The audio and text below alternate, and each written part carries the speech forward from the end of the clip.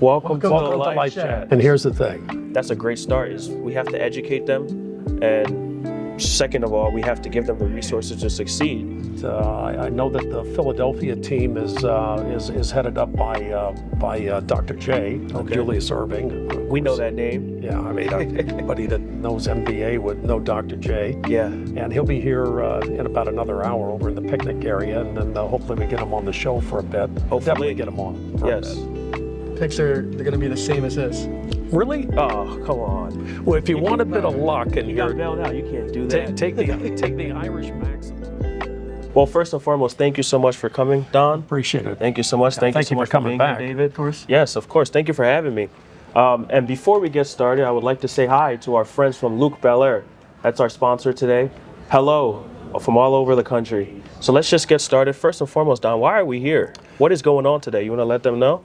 National Thoroughbred League is a new league that is promoting horse racing. Yes. Promoting horse racing as call it a Formula One type of a format for racing, where people can get behind different teams that have different horses that are all incorporated into our industry, and they do this at different tracks across the country. Parx just happens to be the home track of the Philadelphia Stallions, one of the league's teams. Yes, and just so everyone knows what we're dealing with here, how big is this event? How many people are we expecting today? Can you talk a little bit more about that? I'm not sure because it's a completely new event. I know that the Philadelphia team is headed up by Dr. J, Julius Irving. We know that name. Yeah, I mean, anybody that knows MBA would know Dr. J. Yeah. And he'll be here in about another hour over in the picnic area, and then hopefully we get him on the show for a bit. Hopefully. Definitely get him on for a bit. Yes. So we're talking about mentorship. We're talking about an industry that has so much opportunity for a younger child. And it's such an honor that today your son is here today, David. What brought you to horse racing? And for our younger viewers out there, what keeps you going and what is attractive about the industry? I think that I was able to realize at a younger age that there's a lot of opportunity in horse racing. As you were just saying, not a lot of people know or think that they can get into something like that because they just imagine horse racing as an old white man's sport, and it's not something that you can get into as a younger person. But there's some mentorship programs out there. There's organizations that are looking to get into, undergrads, graduate programs for younger people. So that's something I'm looking forward to trying to get into. And one of the organizations we're actually working with, and you can speak on that, is Amplify. Yes, Amplify Horse Racing is racing's, to my knowledge, racing's only national charitable organization that is geared towards, their mission statement is about education of horse racing to youth inside the inner cities and across the whole country. That racing has a career path for you if you're interested in something. You don't just have to be a jockey or a trainer or an owner in horse racing.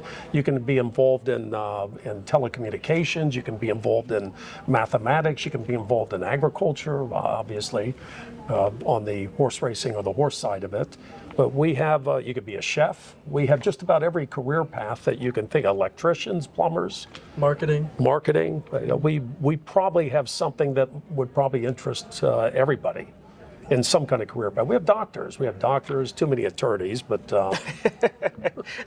No one likes lawyers. no, they just complicate things. They do. But since we're talking about it, I mean, I'm a young black man, and the horse racing is seen as this industry that's only accessible to older, rich white people. So can you talk about the history of horse racing? And you know how my race is intertwined with it as well. Can you talk a little bit about that? Very much so. And I didn't know this at first myself until I did a lot more research. But the horse racing industry in this country, at around the turn of the century, I think it was 9 out of the first 11 Kentucky Derbies were actually won by black jockeys, black trainers. A lot of participants from the black community used to be involved in the sport. And what I think happened over time is that because horse racing's complexity and of the space that it needs, they have to be located outside of the inner cities, and it just became more and more difficult for people to transport from the inner city to get out into the horse racing venues where they actually conduct the racing. And that, along with it's it's an expensive sport to get involved in if you're just on the horse racing side. But as I said, we don't just have career paths that are on the horse racing and actual agricultural racing or running of the horses. We have a lot of positions that are open just in conducting the event itself. Just like the NFL, just like the NBA. Want to be in broadcasting? We have that too. So let me put together a hypothetical for you, so you can paint a more clear picture for our viewers. I'm a young black kid. Let's say I'm 10, 15 years old, young black kid growing up in the city. How can I get involved within horse racing? Help me out here. Well, hopefully through the outreach program, the charitable organization Amplify, that you can reach out to them and they would help place you in a mentorship or apprenticeship program here within any of the different vocations that racing has available. And you can reach out to them through their website, and they will have a contact at all of the tracks, including some ambassadors at some of the tracks. I think I'm like a ad hoc ambassador for Parx just because I live here in this community. But certainly there'll be a full-time ambassador that will be located here for the Philadelphia community. There'll be one in New York. There'll be one in Maryland. So it's an industry that's rapidly growing. I would say the outreach program is rapidly growing, something that racing has been missing for a number of years in making youth aware that there is a career path available to them in racing if they're interested. As far as the industry has actually suffered some decline over the past several decades. Racing used to be it. I mean, they didn't really have a lot of competition when they used to be able to drive 50, 60, 70,000 people live out to the tracks across the country. And it still is a major spectator sport in North America. It's just not as popular as it used to be, mostly because of competition. Well, let's talk a little bit about decline. Your son is here, and he sees all the stuff you do for horse racing. As a younger person, especially as someone who has a father within the industry, what is something that you would like to see that would maybe bring other people your age within the industry? I would like to see Amplify make themselves known at schools, in the city, out of the city. I would like them to, I don't know how they would do it exactly, but maybe at assemblies, if they can work with the schools, because how are they going to bring these kids up wanting to get into the industry if they don't even know what Amplify is? They don't know that there's these opportunities in horse racing. So I think if you can get to the schools, if you can get to the youth and they can hear you and what you have to offer, then you can garner some interest there. So what about social media? How can they use social media to spread their message? The youth, I mean, there's TikTok, all these social medias where you can reach out to the children where they're going to see you the most. So I don't know, kick it up in the social media aspect of it. So yeah, I think that's a good point, is that just hanging a shingle on the internet isn't necessarily going to amplify horse racing's presence or availability to youth in the inner cities. They are going to have to do some kind of physical outreach to these local schools and communities, even Salem Township. I mean, obviously they have a school district here. They should be reaching out to the school districts to make them aware that we have a career path, and possibly even do jobs fairs. I love that. I love that idea, especially education. I think the biggest issue in our society today is ignorance. Is people aren't educated enough on what's going on, but also on industries like this.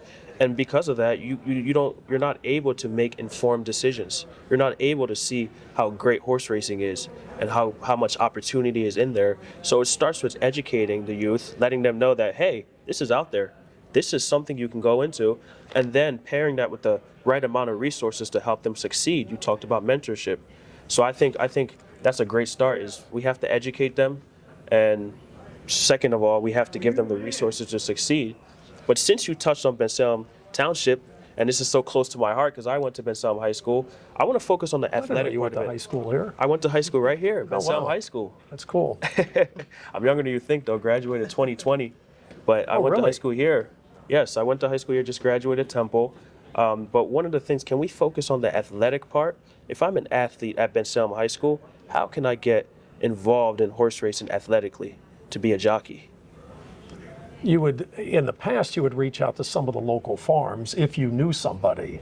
In the future, we're hoping that you could reach out through, whether it's the Pennsylvania Thoroughbred Horsemen's Association, which is very active in racing now. They have a few new programs here, or through Amplify and one of their websites, or that somebody is reaching out to your high school and making you aware of, hey, we have these opportunities available to you. Would you like to come take a look?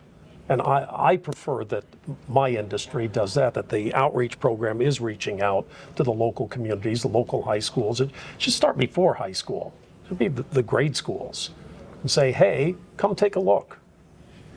You might want to start planning a career path for something that we have to offer right here in your backyard. I want to go as far as to say, what would it take to have horse racing teams within high schools around this area? In other words, at Temple University, we have an equestrian club. What would it take to have, you went to high school around here, you went to high school in the state or in Jersey. We have basketball teams. Your school has a basketball team, your school has a baseball team, your school has a football team. Why don't we have horse racing in these schools, Don? Well, I think partly because it's a very expensive sport to get involved in, but you could have some involvement in a horse racing team if you had a league similar to what's going on here today with the National Thoroughbred League, where they are drafting. It's almost like a fantasy football league, where you're drafting horses that are going to participate on behalf of and for your team. And your league is accumulating points throughout the season, so at the end of the season, the champion is making $1 million or $2 million or whatever the prize money might be. But yeah, you could definitely do that on a professional level, or maybe more of an amateur level at a high school level as well. Certainly could.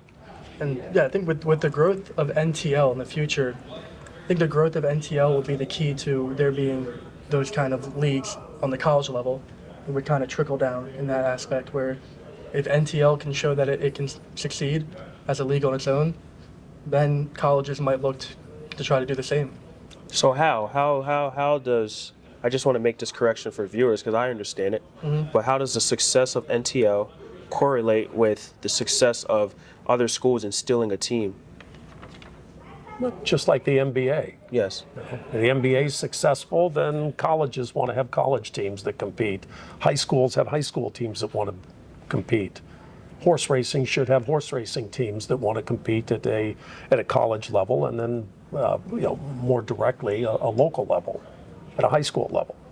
So it has to be something that we build anticipation for, and something that we execute on almost right away. Do you agree with that statement? Yeah, I definitely would agree with that statement. Starts with a purpose, with a vision, with a sense of urgency to get something done, and then some catalyst, like whether it's the NTL. Hopefully, it will be the NTL, and they're successful with this league, and they create these teams that can transition all the way down to high school and maybe even grade school levels. Yes. And what is your message to parents out there?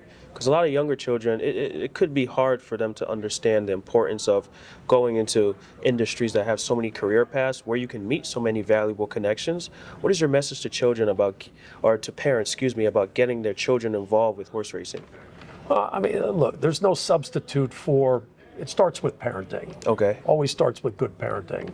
And if you have two parents, that's always a plus. But it starts at home. So the education starts at home, and hey, you as parents, come take a look. We have something for everyone. Doesn't matter what background you come from, doesn't matter what ethnicity you are, we have something for everybody. And what can horse racing teach these children? If I'm a parent and I'm looking at something for my child, it needs to teach them stuff like discipline. It needs to teach them responsibility. How can horse racing give them the knowledge they need to succeed in life? And what are some of those lessons horse racing can teach? Well, certainly the discipline comes with showing up. The discipline comes with showing up. Look, the horses don't feed themselves. They don't care for themselves. So that initiates the first level of discipline that you have, and that has to take place 7 days a week. Yes. So if you are not physically here yourself caring for the horses that are under your care, you have to have somebody there in your absence to help do it. Showing up, that's a big one. What's another one? Taking the initiative to learn. I love that. And that's going to have to come from whoever your mentor is that you're serving an apprenticeship under. And those people are also going to have to be good teachers, probably be good parents as well. So showing up, taking initiative to learn, or can I even say being proactive and jumping on opportunities? Asking as many questions as possible. Yes. Because I think you're going to find it in this industry, there's plenty of people that can't wait to give out answers. They want to showcase the industry. Yes. But we've been laxed in getting our message out there that we have something for the community. We're not just running races out here. We should be part of our communities. And how can horse racing, and either of you can answer this, how can horse racing teach you discipline? And you can touch too on your path. Our viewers, a lot of people ask me about that, is you started off as a jockey. Yeah, no, I did start off as a jockey. And again, it starts as showing up, is taking an interest in an industry. Look, I was lucky enough to find a sport and an industry that I fell in love with at a young age. And over time, it loved me back. And I've been in it my entire life. And it would be as though if you were involved in football or basketball or baseball and you really love that sport, and inside that sport you started to participate and you had some success because you're applying yourself. So it starts with showing up, and it starts with applying yourself, and if you have some success at it, you're going to have a stronger and stronger interest in it. But it doesn't have to be on the physical competition side of it. The competition or competitive side can also be in TV production. It can be in mathematics, which is the end of it that I'm in now with analytics and sports wagering. So there's so many different levels to this industry, as in the NFL. I'm sure that look, we know that they have food and beverage. Yeah. We know that they have doctors that are working within that industry. Yeah, ticket sales. They have ticket sales. They have promotions. They have marketing. They have, they have electricians. They have carpenters. They have plumbers that are working in these big venues. Racing has the same thing, but racing also has an entire agricultural division that lends itself to the participants in racing, i.e., in the horses. So my big question for both of you is, if you can imagine the perfect future when it comes to horse racing, how do you see horse racing evolving, especially in the future, and what changes would you like to see made in order to make it one of the top sports? That's a big question, but how can you see it evolving, and what changes would you like to see? Because like you said, you mentioned earlier, I mean, it is a declining sport. It is declining. That's the facts. There's a lot of competition out there. Yes. And, it is a fact. Yeah. And if you're going to grow your industry, you have to grow it through youth. You need more participants. So you have to make participants. It's an education process. You need participants are only going to get involved in it if they think that there's something in it, if they think that there's a future in it with them involved in it, a career path. Yes. And if the younger generation is interested and gets involved in racing as a career path, their parents will follow, their grandparents will follow. They'll take a deeper interest in it. And as I said, it's in their backyard. It's right here. So you're saying you'd like to see more mentorship programs step out and actively work with school districts? Absolutely. We definitely need it. I'd like to see NTL take off. Like to see NTL take off as big as possible. That would be great for horse racing. Be great for racing, and I think it would be something that you could incorporate into the schools and make it part of the curriculum. And it's not expensive for the schools, because that would be more of a fantasy league type of a platform. Yeah. They don't have to own the horses. They have to have on loan the names of the horses like you would with a fantasy league. Interesting. And then you could do, whether it's, and you could have, if you're doing a fantasy league, there's a lot of statistics involved in that.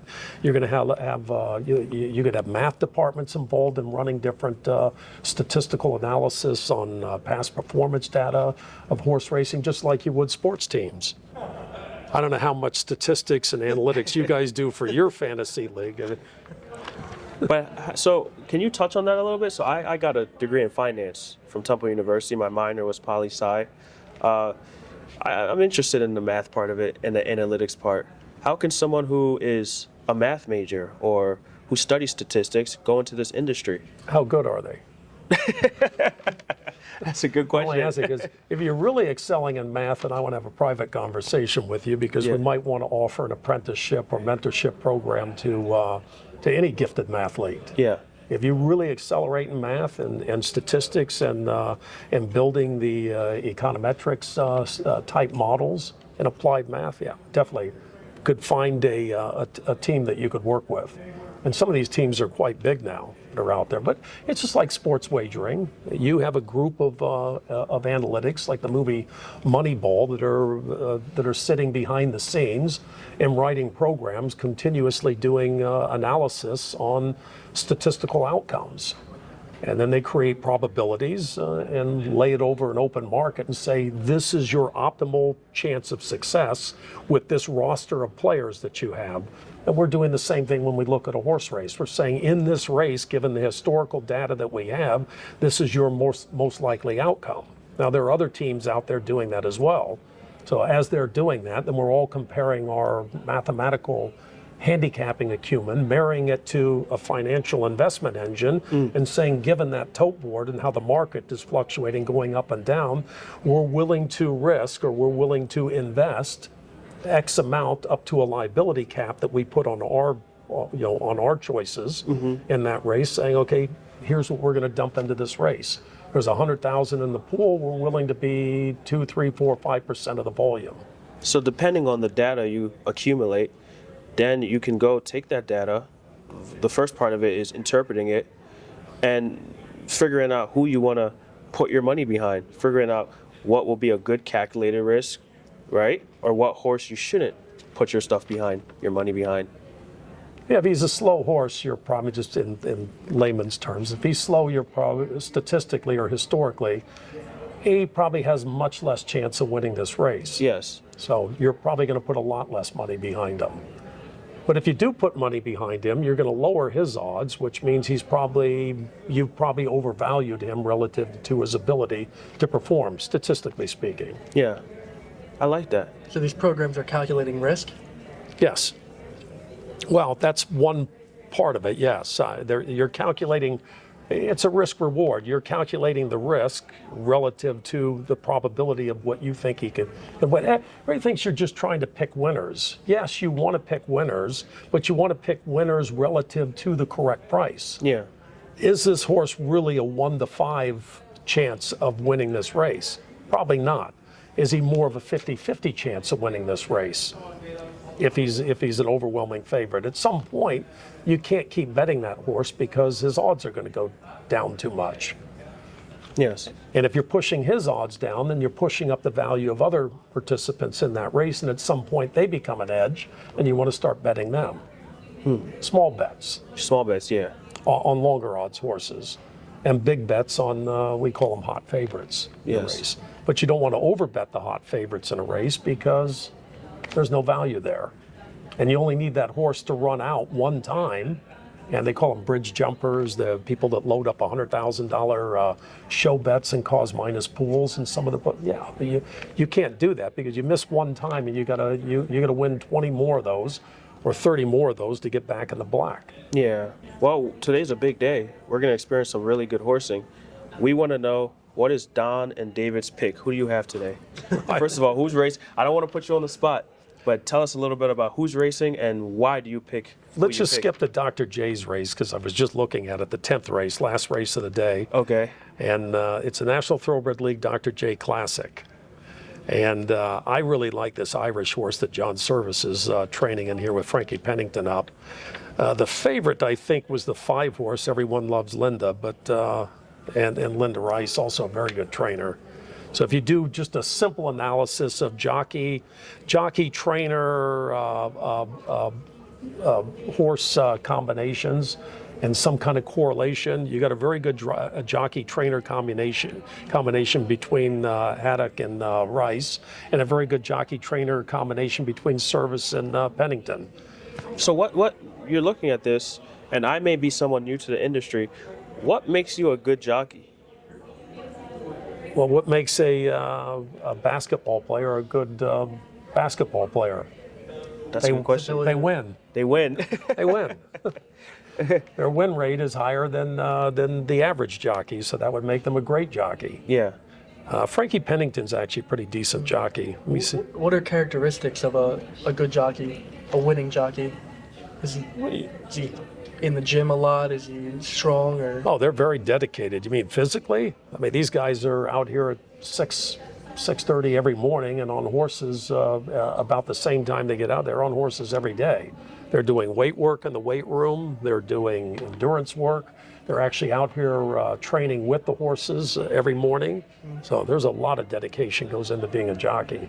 You think any professional athlete, and not wanting to point this out, of which my older brother was never a professional athlete. Actually, I did want to point that out. So it takes a lot of hard work, dedication. And that was a D-level school he played for. And you, on the other hand, were a professional athlete. Was a professional athlete, yes. Yes. We'll give you your props there. Retired. Retired. Well, what are your picks before we go? We have about 3 minutes left. Picks they're going to be the same as his.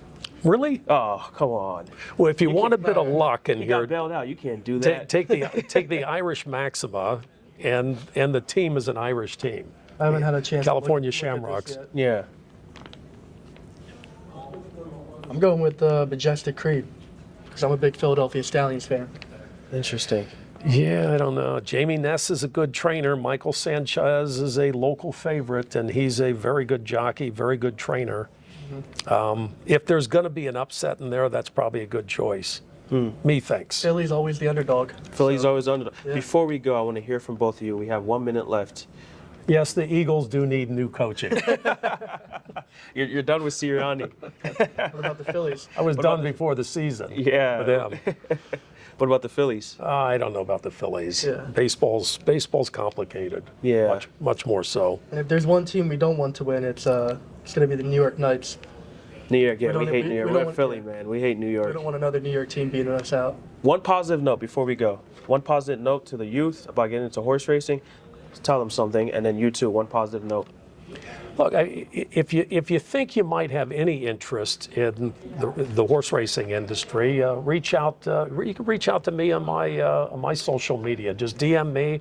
I'm happy to do field trips myself out here and bring youth out until we get a more permanent ambassador in place through Amplify. But honestly, if you have any questions about the industry, I'm here. I'm happy to answer any of them. Yeah. Don't be afraid to put yourself out there and reach out to ask questions. You never know where it will lead you. You'll find a career in this one day. You can reach out to David's Instagram too. Yeah. There you go. Just make sure. Just know he has a girlfriend. so be careful. But Or you that's reach it. out to the- She's the live tiny. chat. She can't fight anybody. But just for my youth friends out there, for my younger friends, in this life, try out everything. Figure out what your passion is, and go from there. Once you figure out what your passion is, what gets you up in the morning, find mentors and go all out. In other words, give your best to everything you do in this life. So thank you all from the live chat. Thank you so much for coming on again. Appreciate Thank you it. so much. And thank you so much, David. Thank you. Thank you.